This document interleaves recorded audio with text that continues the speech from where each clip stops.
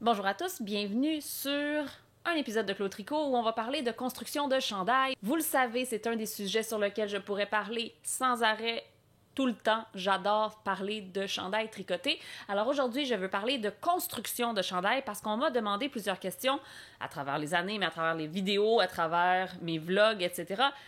On va parler de construction de chandail les plus connus et on va essayer de faire ça quand même rapidement. On va pas aller dans les détails de tout plein de constructions qui sont plutôt originales, nouvelles, spéciales, mais on va aller plus dans les constructions les plus classiques pour pouvoir déterminer c'est quoi les pros, les contre, certaines techniques, pourquoi les gens choisiraient un versus l'autre. La première chose à savoir, c'est que lorsqu'on tricote un chandail, on a le choix de le tricoter à plat, en morceaux, et ensuite le coudre, on a le choix de le tricoter en rond. Des fois même, on a les deux dans un même patron. Les avantages et désavantages de ça, c'est que pour les pièces tricotées à plat et cousues, bien sûr, ça veut dire qu'on va devoir faire de l'aller-retour. Donc, si on fait un chandail en jersey, ça veut dire qu'on ferait un rang sur deux à l'envers, ce qui n'est pas la méthode préférée de tout le monde. Et aussi, les gens ont un peu peur des coutures. Soit qu'ils ont peur de mal les faire ou ils n'aiment carrément pas les faire et c'est totalement valide. Sachez par contre que c'est beaucoup plus simple qu'on le pense. Ensuite, pour les chandails en circulaire, une des choses qui est un désavantage, c'est que comme on n'a justement pas de couture, on n'a pas de point d'ancrage. On travaille en rond tout le temps, donc il n'y a pas de structure très clair sur le côté de notre chandail pour le maintenir. Donc, dépendant du choix de laine qu'on fait, ça se peut que notre chandail prenne une forme un peu en diagonale. Il faut bien sûr être un peu attentif au choix de matériaux. Par contre, l'avantage de faire un chandail en rond, c'est qu'on peut l'essayer plus facilement. On a plus la capacité de voir qu'est-ce que ça va avoir l'air sur nous parce qu'on n'a pas besoin d'attendre qu'il soit complètement terminé pour le mettre sur notre corps. Ceci étant dit, il y a certains patrons qui sont vraiment intéressants à faire à plat. Entre autres, si vous avez regardé des vlogs dans le passé de moi, vous savez que j'ai fait ce chandail à plat et j'ai adoré le faire à plat parce que sur chaque rang envers, je n'avais pas à faire des torsades, tandis que sur chaque rang endroit, je devais faire des torsades. Et si j'avais fait ce chandail en rond, il aurait fallu que à chaque fois que je commence un rang, je doive me demander est-ce que je suis sur un rang à torsade ou un rang pas de torsade. Tandis que quand je fais de l'aller-retour, c'était très simple de savoir parce que dès que j'étais sur l'envers, je n'avais pas à faire des torsades. Dès que je faisais l'endroit, je faisais des torsades. Aussi, si on fait quelque chose avec, mettons, de l'intarsia, l'intarsia est beaucoup plus simple à faire en panneau, donc à plat, que de faire en rond. Tandis que quand on embarque sur des chandails, mettons, comme je l'ai dit, soit en jersey ou en jacquard, le faire en rond a vraiment l'avantage de ne pas avoir à faire des rangs à l'envers. Ensuite, on a soit à partir du haut vers le bas ou à partir du bas vers le haut. Il y a beaucoup de patrons qui sont écrits pour faire à partir du haut vers le bas quand on a des patrons en circulaire. Souvent, circulaire et du haut vers le bas, c'est comme la combinaison la plus, je dirais, simple. Puisque, comme je l'ai dit, on peut essayer au fur et à mesure. Et quand on fait à partir du haut vers le bas, c'est plus facile d'essayer rapidement les épaules. Et c'est vraiment dans les épaules que le nerf de la guerre est là. Quand on a un chandail qui nous fait pas très bien, souvent c'est ici que ça se passe. C'est pas en bas ici parce que ça, ajuster le bas de notre chandail est beaucoup plus simple que d'ajuster la construction des épaules. Donc, si on aime plus ou moins ou on veut ajuster la longueur, la largeur du bas de notre chandail, on peut toujours le faire. Tandis que si on tricote du bas vers le haut, on attend d'avoir terminé toute cette partie-là pour ensuite faire la partie qui va être la partie la plus importante de notre chandail. Et donc, si le moindrement on n'a pas vraiment réalisé que notre échantillon était trop, mettons, long en matière de longueur de rang ou trop court, ben on pourrait se retrouver avec un chandail qu'on a fait tout ça, puis ensuite on fait l'empiècement et on réalise que l'empiècement est beaucoup trop court et ça nous rentre dans les aisselles comme ça. Et malheureusement, il n'y a pas grand-chose qu'on peut faire pour ajuster ça une fois qu'on a terminé parce que les calculs sont tout faits pour l'échantillon recommandé. Donc, ça devient un petit peu triste de devoir défaire tout pour ajuster juste l'empiècement. Tandis que si on fait un chandail à partir du haut vers le bas, on le réalise assez rapidement si l'empiècement nous va pas et on peut défaire et changer de taille, changer d'aiguille, changer de laine, etc. pour ajuster ou faire des ajustements si on a la capacité. Ceci dit, il n'y a rien qui ne m'arrête. C'est-à-dire que si j'aime un chandail et qu'il est fait à partir du bas vers le haut, je vais le faire quand même. Ça ne me dérange pas. Oui, il y a plus de risques que le fit soit pas aussi parfait que ce que je le désire, mais je fais confiance au designer, je fais mon échantillon et je m'embarque. Donc, voilà pour de bas en haut, de haut en bas, en morceaux ou en rond. Je dirais que souvent aussi, juste comme information, si on fait un chandail en morceaux, souvent, il va être fait de bas en haut. OK, embarquons dans les constructions. La construction la plus simple est souvent ce qu'on appelle le drop shoulder, les épaules tombantes, comme ceci. Pourquoi? Parce que c'est deux gros rectangles. Un rectangle en avant, un rectangle en arrière, avec un petit peu de shaping pour le cou. On coud les épaules ensemble si on est parti du bas vers le haut. Et ensuite, on reprend des mailles ici, au niveau du trou de la manche, et on fait une manche. Il n'y a aucun shaping à faire pour la manche en tant que telle, parce que cette manche-là, elle tombe beaucoup dépasser notre épaule. Mon épaule est ici, ma manche, elle va tomber, dépasser mon épaule, et donc, automatiquement, ça va nous faire un chandail qui a de l'aisance positive. C'est souvent des chandails qui ont de l'aisance, qui sont faits pour être larges, qui sont faits pour être pas ajustés à nos courbes en tant que tels, et ça convient pour un style très relax ou un style oversize qui est très à la mode en ce moment. Donc, ça a l'avantage, comme j'ai dit, à être très simple. C'est vraiment quelque chose qui vous permet de faire un chandail sans vraiment avoir à mesurer trop, calculer trop, parce que c'est... excusez-moi, mon chien essaie de trouver une place où s'asseoir puis il comprend rien de ce qui se passe. Lay down. Down. OK. C'est une construction qui pardonne beaucoup. Parce qu'on aille ici ou qu'on aille là dans le drop shoulder, il va y avoir une différence dans l'aisance, mais c'est pas quelque chose où on peut aller changer énormément la largeur du corps, parce que si on fait un corps qu'on veut serrer, tout à coup la manche elle va remonter comme ça, puis ça va changer toutes les mesures parce qu'on n'a pas la même mesure ici qu'on a la mesure là. Bref, à considérer quand on fait des drop shoulders, c'est surtout est-ce qu'on aime ce look-là sur nous? Est-ce qu'on aime le look des épaules tombantes? Ici, j'en ai un autre qui est un drop shoulder, mais qui est un drop shoulder fait qu'on appelle contiguous, donc qui est fait en rond parce qu'il y a des augmentations et des diminutions. Donc, généralement, quand on fait un drop shoulder à partir du haut vers le bas, ce qui va se passer, c'est qu'on va faire l'arrière en aller-retour. Ensuite, on va venir reprendre des mailles au niveau des épaules pour venir faire le devant en aller-retour. Et ensuite, on va joindre le tout en rond en dessous des aisselles et on va faire le corps. Et puis, on va venir chercher les manches et on va faire les manches. Mais il existe des méthodes, comme celui-ci, c'est le Plecky de Camille Descoteaux, qui est fait avec des augmentations au niveau de l'épaule pour qu'on commence directement en faisant des allers-retours, mais qui vont faire les épaules et qui vont venir se rejoindre ici au niveau du col pour continuer à faire du en rond. Bref, comme j'ai dit, il y a plein de gens qui sont très intelligents, qui ont un cerveau merveilleux et qui savent comment construire les choses pour qu'il y ait le moins possible de couture à faire. La deuxième construction que je veux parler, qui est une construction très connue, c'est le raglan. Donc le raglan, bien sûr, si vous ne l'avez jamais vu, c'est un chandail qui a 4 fausses coutures. Ce ne sont pas de vraies coutures dans ce cas-ci, évidemment, parce que celui-là est fait en rond. Si c'est fait en morceaux, ça va être des vraies coutures. Celles-là, c'est des fausses coutures et qui vont partir du col et qui vont descendre jusqu'à l'aisselle. Donc, 2 en avant, 2 en arrière. Et on va faire nos diminutions ou nos augmentations, dépendant si on fait à partir du haut vers le bas ou vers le bas vers le haut, à ces 4 points-là. Je trouve personnellement que c'est un modèle qui va à la plupart des gens.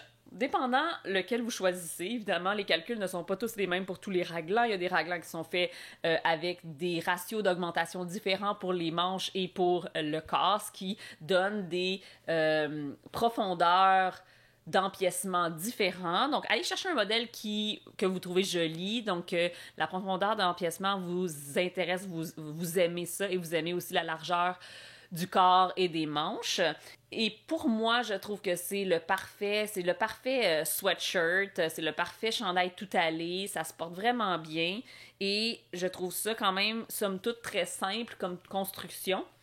Et ça se fait autant en rond que à plat et de bas en haut que de haut en bas. Donc celui-là est fait en rond à partir du haut, tandis que celui-là est fait en morceaux à partir du bas. Mais on peut voir que les coutures de raglan ici sont très belles, viennent rejoindre le tout ensemble de façon très esthétique. Une chose que les raglans sont, c'est que c'est vraiment un endroit évident. Le raglan, c'est une construction qui est visuellement, on sait que c'est un raglan tout de suite en le voyant. Donc, il faut aimer ce look-là. Ensuite, on a le classique yoke, qu'on appelle en anglais circular yoke, donc l'empiècement en rond. Et l'empiècement en rond nous permet de faire ce genre de chandails merveilleux qui sont les chandails avec tout plein de beaux jacquards. Parce que, justement, on n'a pas de ligne. Donc, dans une ligne comme un raglan, on va augmenter d'une maille de chaque côté, ce qui voudrait dire qu'on devrait avoir... On aurait une ligne où le motif s'arrête et le motif reprend. Tandis que là, ici, on a vraiment un motif qui n'a aucun arrêt. Le motif fait que continuer. Et les augmentations ou les diminutions vont être calculées dans le motif. Donc, c'est vraiment subtil où j'ai fait des augmentations, des diminutions. Celui-là a été fait à partir du bas vers le haut, donc c'est des diminutions. On les voit pas du tout parce qu'elles sont intégrées dans le patron, ce qui est génial. Je dois avouer que c'est vraiment un plaisir de faire un chandail comme ça à partir du bas vers le haut parce que toute cette partie-là qui est la partie excitante, on l'a fait à la fin. Aussi, ce que j'ai pas dit au début par rapport aux chandails qui se font à partir du bas vers le haut, en rond, c'est que on a le plaisir de faire les manches en premier. Et faire les manches en premier, c'est merveilleux parce qu'on n'a pas à traîner un chandail complet lorsqu'on est rendu à faire les manches, puis d'avoir tout le chandail, pendant qu'on tricote une manche, d'avoir tout le chandail qui pend au bout de cette manche-là. On a juste la manche. Donc, on se sent beaucoup moins esselé là, sur Sleeve Island, qu'on appelle en anglais, où on doit faire les manches, puis là, on est découragé parce qu'on a fait tout le chandail, puis il reste juste les manches à faire. On peut juste faire la manche, ensuite en faire une autre, on fait le corps, puis après ça, on joint tout en rond et on a notre restant de chandail, la partie la plus excitante à faire à la toute fin. Évidemment, les yokes circulaires, les empiècements circulaires, sont aussi absolument possibles là, dans d'autres motifs. Ça n'a pas besoin d'être des motifs de jacquard. Évidemment, celui-là, c'est simplement du jersey. Et on voit très bien que c'est un truc circulaire parce qu'on voit les belles lignes de ma laine. Une chose qu'il faut faire attention pour les empiècements circulaires, c'est de faire attention de faire la bonne taille. Souvent, je vois des gens qui font des empiècements circulaires trop grands. Et ça paraît beaucoup plus que dans d'autres types de modèles. Si on fait un empiècement circulaire, moi, personnellement, je trouve ça plus joli quand c'est plus ajusté au niveau du corps et de la poitrine pour que ça ne tombe pas comme trop bas dans l'empiècement, à moins que ça soit le look là, du patron original. Mon avis à moi. Évidemment, vous trouvez ce qui vous convient dans les formes, allez regarder des chandails que vous aimez, que vous avez peut-être acheté en boutique, etc. C'est beaucoup plus rare des chandails avec un empiècement circulaire acheté en magasin parce que les machines font des travaux en morceaux cousus. Tandis que ça, ce n'est pas en morceaux cousus. C'est un des seuls modèles qui n'est pas possible de faire en morceaux parce que c'est un cercle. C'est fait pour être circulaire. Donc, c'est vraiment fait pour le tricot à la main. Ensuite, on a ce qu'on appelle l'épaule montée. Donc, l'épaule montée, je vais vous le dire, c'est celle que j'ai fait le moins parce que c'est souvent fait en morceaux. C'est souvent fait pour des modèles plus classiques, plus chics, plus... Évidemment, les épaules montées, c'est ce qu'on retrouve souvent dans des beaux chandails faits à la machine avec une finition parfaite. C'est justement d'avoir une belle couture au niveau des épaules qui fit parfaitement avec nos épaules, que quand on bouge notre bras, tout va être parfait. Et ça demande beaucoup plus de travail, de travail minutieux et de peaufinement des patrons. Donc, j'ai ici, mettons, une épaule montée. C'est un cardigan, c'est pas un chandail, mais bon, vous allez m'en excuser parce que j'en ai pas de chandail à épaule montée. Donc, un épaule montée va avoir ce look où on va avoir une belle couture. Moi, ma couture, elle est ici, le long ici de la manche. Et cette couture-là va venir monter ici au niveau de l'épaule et être sur le dessus de l'épaule de la personne qui le porte. Et j'ai vraiment bel et bien là, des coutures à l'intérieur de ce chandail-là. Donc, j'ai dû coudre le tout ensemble. Les gens, généralement, qui font des épaules montées, c'est ça, ils vont faire en morceaux, arrière, avant et chaque manche. Ensuite, ils vont coudre le dessus des épaules et puis ils vont venir coudre la manche dans le morceau. La chose qui rend ça un peu plus difficile, c'est qu'il faut que ça soit parfaitement aligné pour que l'épaule montée soit belle. J'ai déjà fait une épaule qui voulait comme imiter le look d'une épaule montée, d'une manche montée avec des diminutions.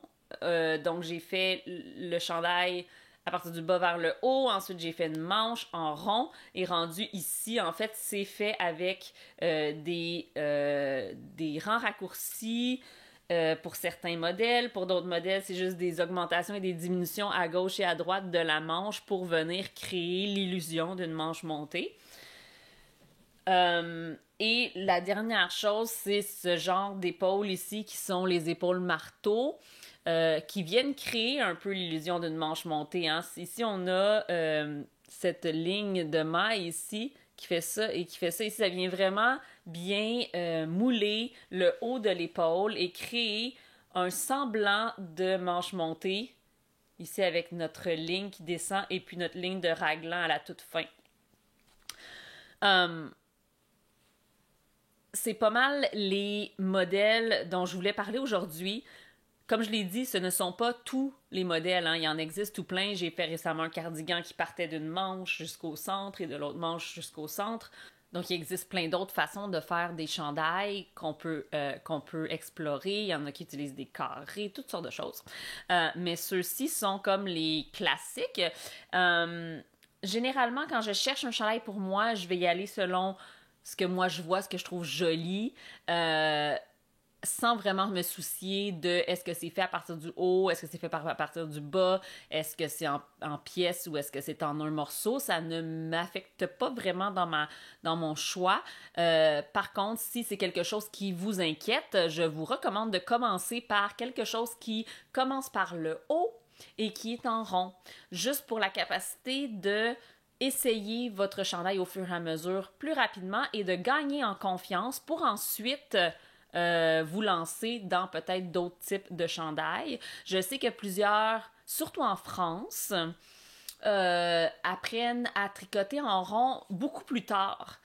Et pourtant, tricoter en rond, personnellement, souvent, ça se retrouve à être plus facile que tricoter en morceaux, simplement du fait que on n'a pas à attendre à la toute fin pour voir le résultat et ça nous rassure au fur et à mesure qu'on tricote. Donc, voilà pour mes recommandations de chandail. Si vous avez aimé ce vidéo et que vous ne l'avez pas vu déjà, je vous recommande d'aller voir la vidéo ici qui parle des erreurs faites les plus fréquemment lorsqu'on tricote des chandails. Et sinon, je vous encourage bien sûr à vous abonner si vous avez appris quelque chose aujourd'hui et on se revoit très bientôt. Bye!